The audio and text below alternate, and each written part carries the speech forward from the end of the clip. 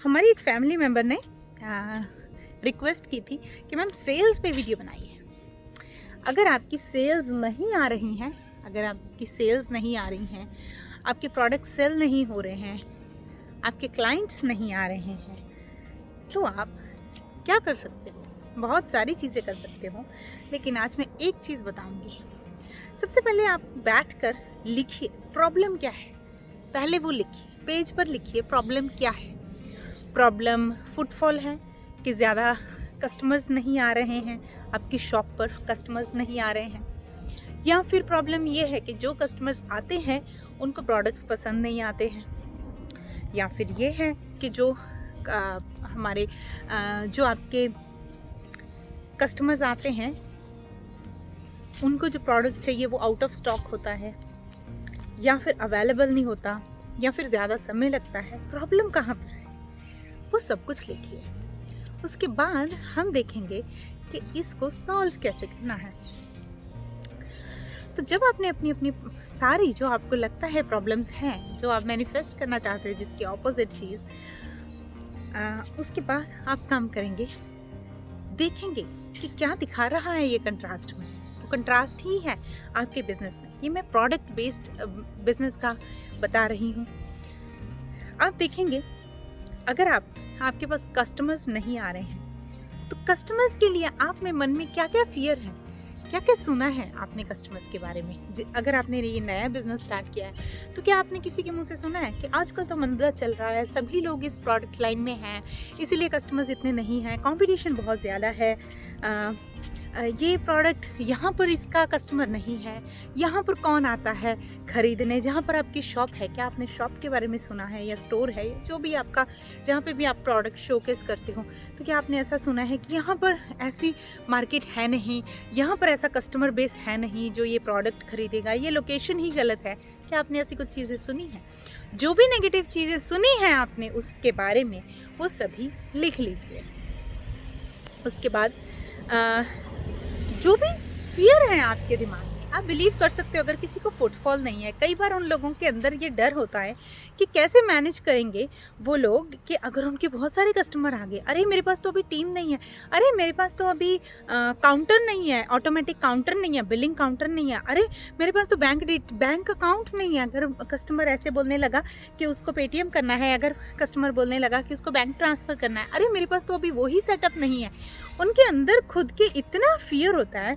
वो आप सारे फियर्स लिखें कि कौन से फियर्स हैं आपके अंदर, कि एक एक फियर आपका दर्पण बन रहा है। दर्पण किस चीज़ का बन रहा है?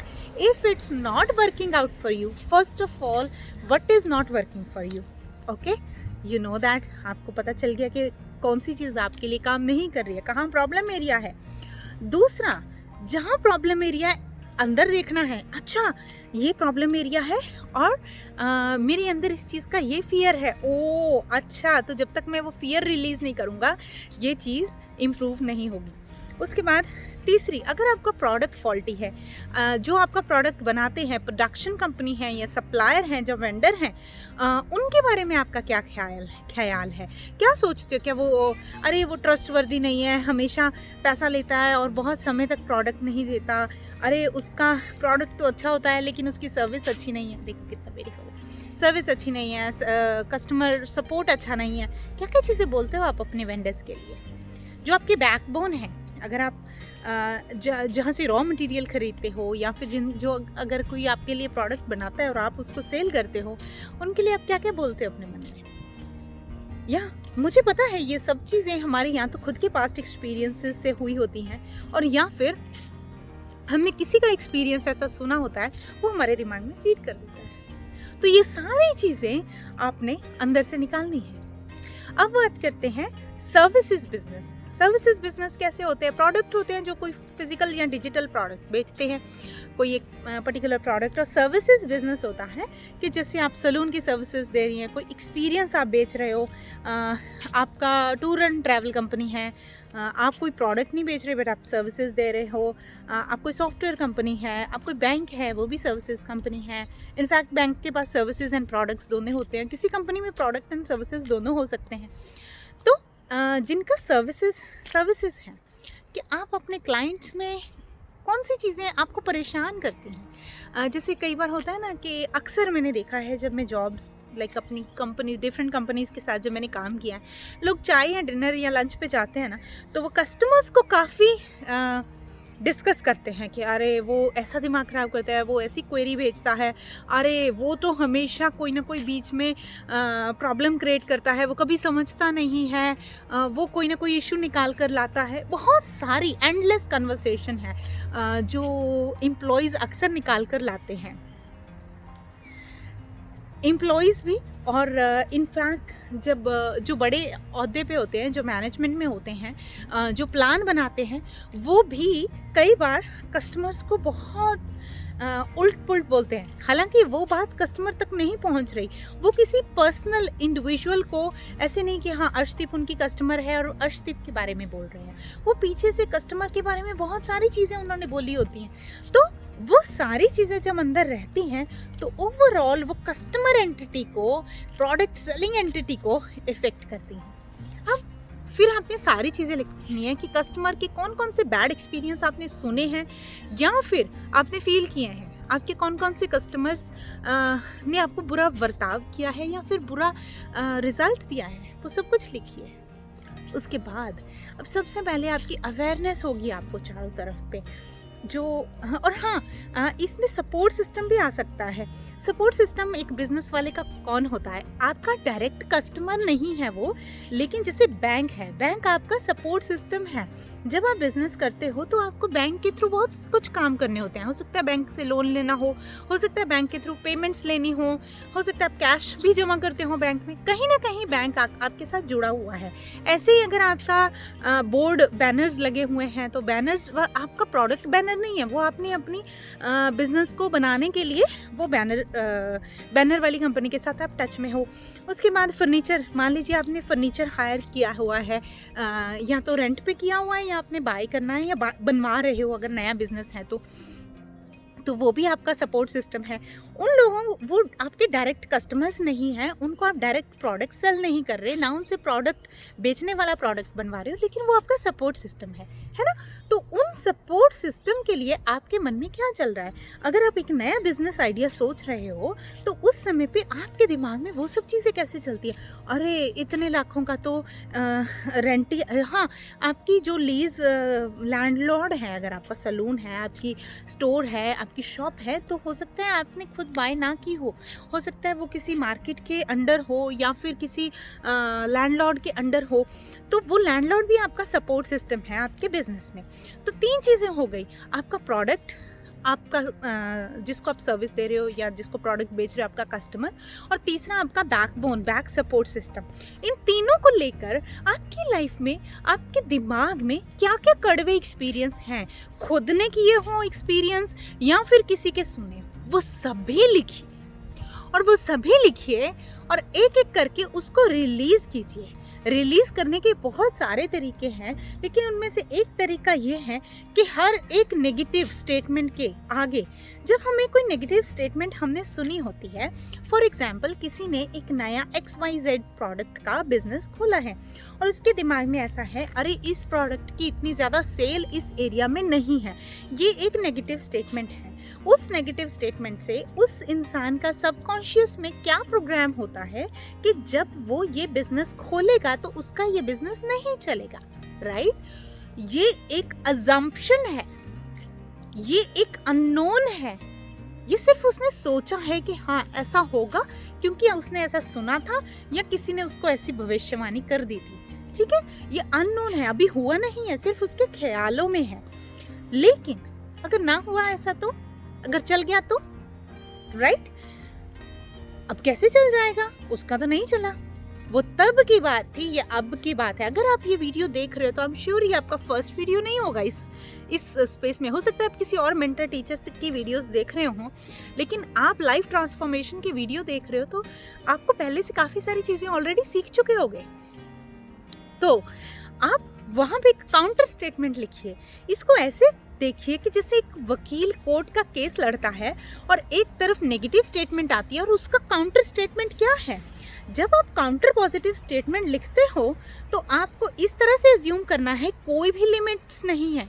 जैसे मान लीजिए आपके माइंड में आ रहा है कि भाई मुझे इंटीरियर कराना है इस शोरूम का, इस शॉप का, मेरे पास तो इतने पैसे नहीं है, इसीलिए मैं बिजनेस नहीं खोल रहा। तो ये अपने नेगेटिव स्टेटमेंट में लिखा।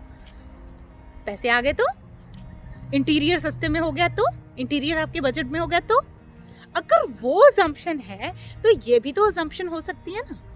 तो काउंटर, उसको काउंटर कीजिए, दूसरा वकील खड़ा कीजिए, महंगा मैजिकल वकील खड़ा कीजिए और उसको हर एक बात की काउंटर स्टेटमेंट दीजिए और उन स्टेटमेंट्स को लिखिए। मैं कहती हूँ एक लाइन लगाओ और एक तरफ नेगेटिव और दूसरी तरफ उसकी काउंटर पॉजिटिव क्या हो सकती है, वो आपकी सिचुएशन में फिट बैठ रही है या नहीं, ये भूल जाओ अभी के लिए। ऐसे मत सोचो कि अरे मैं तो छोटे से टाउन में रहता हूँ, यहाँ लोग ही 100 हैं और मेरे दिमाग में आ रहा है इन 100 में से सिर्फ 20 ही कस्टमर आएंगे और आप बोल रहे हो कि 1000 आ गए तो कैसे आएंगे, इस एरिया में रहते ही 100 लोग हैं। आपको क्या पता एकदम से वहाँ कुछ ऐसा हो जाए, कोई फिल्म बनाने वाले आ जाएं वहाँ पे और अचानक से वो एक टूरिज्म प्लेस बन जाए, अचानक से वहाँ कोई ऐसा नेचुरल कुछ ऐसा हो जाए कि लोग उसको बार बार देखने आए। हो सकता है वहाँ पे ज़मीन में से कुछ निकल आए, आपकी चाय की दुकान हो जो आप सोच रहे थे यहाँ 100 ही लोग हैं और अचानक से इतना बूम आ जाता है, वहाँ मीडिया आ जाता है और दिन में आपकी 100 हजार चाय बिक रही है, 100 हजार समोसा बिक रहा है, 100 हजार आपकी जो भी आप सर्विस दे रहे हो या प्रोडक्ट बना रहे हो वो बिक रहा है। यू नेवर नो, अगर आपकी नेगेटिविटी की कोई लिमिट नहीं है, अगर नेगेटिव आप अज्यूम कर सकते हो तो पॉजिटिव भी अज्यूम कर सकते हो और ये कम्प्लीटली लॉजिकल आर्ग्यूमेंट है। मैं आपको कुछ भी चीज़ ऐसे नहीं कह रही कि मैं एक आपको सांत्वना दे रही हूँ, बिल्कुल नहीं सांत्वना दे रही। ये एक टेस्टेड एंड ट्राइड सिस्टम है। होता क्या है, हमारे दिमाग को एडिक्शन हो जाती है नेगेटिविटी की। अगर हम बहुत सारे रीजंस होते हैं इसके, वो सब मैं वेबिनार में वो अपने सेशंस में सिखाती हूँ क्योंकि एक लंबा टॉपिक है, किस तरह से क्या चीज़ें हमें इफेक्ट करती हैं जिससे हमारी सोच बन जाती है, जिससे हमारा बिलीफ सिस्टम बन जाता है। लेकिन अभी के लिए शॉर्ट में मैं यही बताऊंगी कि उसके बहुत सारे कारण हैं क्यों हम इतनी नेगेटिविटी के एडिक्शन में हो जाते हैं। तो अगर आप नेगेटिविटी की एडिक्शन में हो जाएं तो उसको थोड़ा सा बताइए ना। एक और भी वकील एग्जिस्ट करता है, आप खुद का ही ऑपोजिट, अगर आप नेगेटिविटी की साइड में हैं तो पॉजिटिविटी वाला वकील खड़ा कीजिए ना।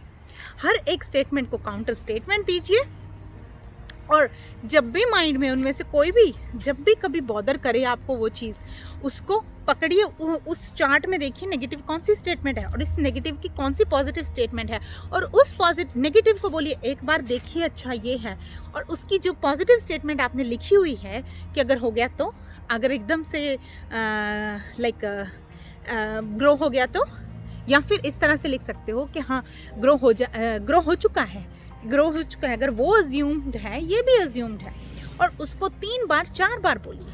नेगेटिव को एक बार पढ़ा है, सोचा है, देखा है, तो इसको 4 बार बोलिए। ये डेफिनेटली आपको हेल्प करता है आपके दिमाग में से नेगेटिविटी को रिलीज करने के लिए। और जैसे नेगेटिविटी रिलीज करोगे ना तो धीरे धीरे आपकी माइंड की रीप्रोग्रामिंग हो जाती है, और that is one of the processes. और भी बहुत सारे प्रोसेसेस हैं, और आप ग्रैटिट्यूड कर सकते हैं इन सभी चीज़ों को, अपने वेंडर्स को ग्रैटिट्यूड वॉक। तो एक चीज़ पे आप हमेशा फोकस कीजिए। अगर आपको इस टाइम बर्निंग इशू लग रहा है ना शॉप का, तो ग्रैटिट्यूड शॉप और सेल और प्रोडक्ट और सर्विस जो भी आप करते हैं उसको ग्रैटिट्यूड दीजिए 1 हफ्ता। ये सारे नाम जो मैंने बताए हैं, वो बैंक हो सकता है, वो आपका रॉ मटेरियल का वेंडर हो सकता है, फर्नीचर वाला वेंडर हो सकता है, बैनर वाला वेंडर हो सकता है, आपका क्लाइंट हो सकता है, आपके हेल्पर, आपके एम्प्लॉयज़, आपकी टीम, कुछ भी हो सकती है, कुछ भी, उन सबको दीजिए ग्रैटिट्यूड। और ये वाला चार्ट बनाइए नेगेटिव टू पॉजिटिव। 21 दिन में, सिर्फ 21 दिन में अगर आप रेगुलर करोगे, बस ग्रैटिट्यूड करना है 5 से 7 मिनट का, जब भी याद आ जाए, और नेगेटिव अफर्मेशन देनी नहीं। अगर नेगेटिव अफर्मेशन आई है फटाफट उसको चार्ट में ऐड कर दो और उसकी काउंटर पॉजिटिव स्टेटमेंट दे दो। अगर पुरानी नेगेटिव स्टेटमेंट तुम्हारा दिमाग में आ गई, फटाफट उसकी काउंटर स्टेटमेंट जो पॉजिटिव स्टेटमेंट है उसको 4 बार पढ़ लो। Definitely you will see results. और अगर फिर भी कुछ ना बने, फिर भी कुछ नहीं समझ में आए, ये सब कुछ डिफ़िकल्ट लगे, तो आप आ सकते हो सेशन में। और हमारा जो नेक्स्ट अपकमिंग सेशन है वो 6 हफ्ते की हैंड होल्डिंग है। 6 हफ्ते में एवरी वीक कॉल होगा, वो सारी डिटेल्स आपको आप मेरी टीम से ले सकते हो। उनका नंबर वीडियो की डिस्क्रिप्शन में दिया हुआ है 9650034475। आई होप उषा जी, आपका जो क्वेश्चन था, आपकी जो रिक्वेस्ट थी, वो मैंने एड्रेस कर दी है। फिर भी कोई क्वेश्चन हो तो आप ड्रॉप कर सकते हो कमेंट्स में, या फिर मुझे व्हाट्सएप कर सकते हो। बट अगेन व्हाट्सएप पे जब क्वेश्चन भेजते हो तो हैव पेशेंस, कई बार मंथ्स भी लग जाते हैं किसी का रिस्पॉन्स करने में। लॉट्स ऑफ लव पीपल, मिलती हूँ किसी और वीडियो, ऑडियो या फिर मैसेज के साथ। तब तक के लिए लव यू ऑल, बाय।